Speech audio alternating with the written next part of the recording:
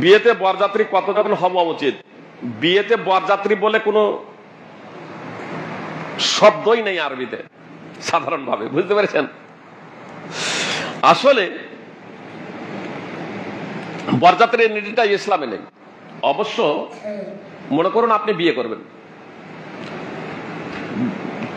ছেলের মেয়ের বাবাকে বিয়ের প্রস্তাব পাঠাবেন, সে যদি রাজি হয় তাহলে এবার আপনি গেলেন, প্রয়োজন হলে আপনি আপনার মা, আপনার বোন, আপনার পিসি ইত্যাদি কয়েকজন নিয়ে যাবেন সাথে নিয়ে আসার জন্য, বাস।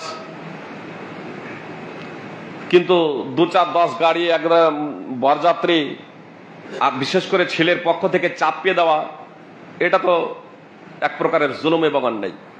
অবশ্য এই বিষয়টা ভুল বুঝবেন না যে মেয়ের বাড়িতে আবার খাওয়ান দাওয়ান, মেয়ের তো অলিমাই নাই, তাহলে ওর বাড়িতে খাওয়ান দাওয়ান কেন? অবশ্যই মেয়ের ওয়ালিমা নেই, বিয়েতে মেয়ের ওয়ালিমা নেই। মেয়ের পক্ষ থেকে মেয়ের বাবাকে ওয়ালিমা করতে হবে না, ছেলের পক্ষ থেকে ছেলের বাবাকে বা ছেলেকে ওয়ালিমা করতে হবে, বুঝতে পেরেছেন?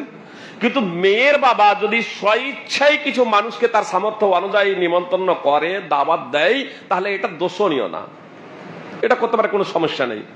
কিন্তু বরের পক্ষ থেকে 50 জন বরযাত্রী যাবে, 100 জন বরযাত্রী যাবে, এ কথা বলতে পারে না, এবং চেয়ে নেওয়াটাও কাম্য না, যাবো এ কথাটাও বলাটাও কাম্য না।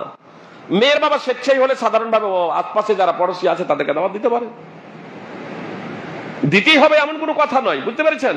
দিতে হবে এমন কোনো কথা নয়, কিন্তু কেউ যদি দেয় সাধারণভাবে তাহলে এটা দোষণীয় না, এটা সে দিতে পারে।